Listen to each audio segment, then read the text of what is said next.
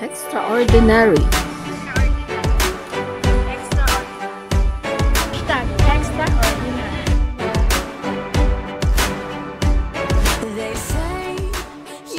Hello po, ako po si Thelma Garcia, isa pong nanay ng isang special child.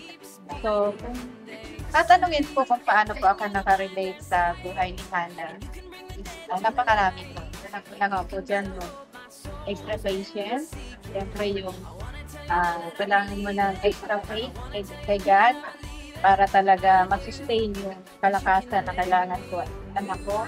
Higit sa lahat yung pagmamahal ng Panginoon na kailangan ko talaga kasi apart from God talaga, ang hirap po masabing magmahal, ng pasensya, pag-unawa.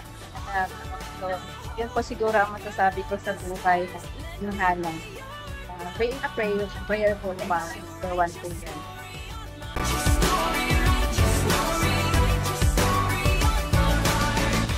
Pangalawa naman po yung sabi ko, extraordinary moment.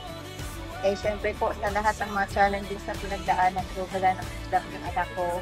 Hanggang ngayon, 22 years old na po siya, so hindi po big. So, yun po talaga yung masasabi kong extraordinary strength from the Lord, extraordinary patience and love from the Lord.